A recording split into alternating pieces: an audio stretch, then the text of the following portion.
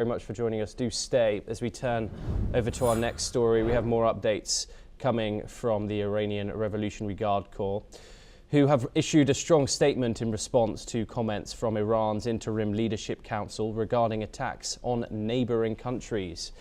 The statement from Khatam al-Anbiya headquarters emphasized that Iran respects the sovereignty of its neighbors and has not engaged in aggression against them. However, the IRGC has made it clear that if the current hostilities continue, they will target all military bases and interests of the United States and Israel across the region, whether on land, at sea or in the air. Yossi, does that signify that these regional hostilities have not indeed stopped?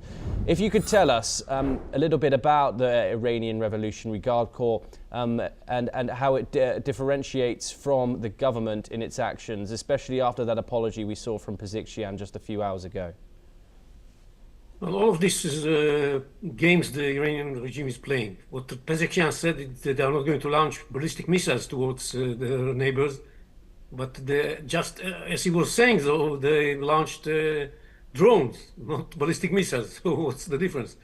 And they carried out an attack with their air force. This is ridiculous. And of course, those who call the shots in Iran are not the president. With all due respect to President Pezeshkian, the decisions are being made by the Revolutionary Guards, and Khatam al-Anbiya is a part of that coordinates the activities of the Revolutionary Guards.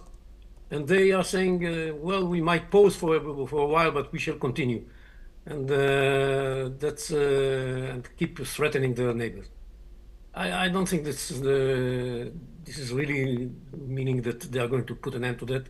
And if they do, it's just simply because, as President Trump said, because they are afraid of the retaliation of the Gulf states. They are worried that they are going to join the war. Their logic in the first place was that they are going to convince the Gulf states and Saudi Arabia to rush to the Americans and tell them, look, we are under attack, please stop the war. And this didn't work. And now they are afraid that not only this is not going to work the way they anticipated, but it's going to work just the opposite way around. And that's why they are concerned and issuing contradicting statements that are supposed to appease the Gulf states. And there's another point here. We don't know how many missiles they actually have from each kind. It's the kind of missiles they launch at the Gulf states are not a threat to Israel because they are relatively short range.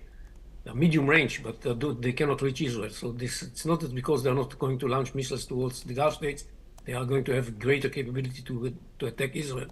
It's not the same thing. And the missiles they use against Israel, they are suffering from shortage of missiles probably because they, as I said before, they launch only small amounts. And they moved already, according to their declaration, to advanced types of missiles that after exhausting the simpler types of missiles that they have that can reach Israel.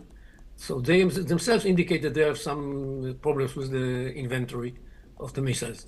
It's a complicated situation for Iran. They are under a lot of pressure, and we hit many targets, so do the Americans. And they are losing, and they are afraid of the meaning of that, and they are trying to do their best with their declaration to create a different impression, even though the situation is very problematic from their point of view. We have some more breaking news, this time coming out of the United States. Donald Trump has posted on his Truth social platform where he is claiming that Iran has apologized and surrendered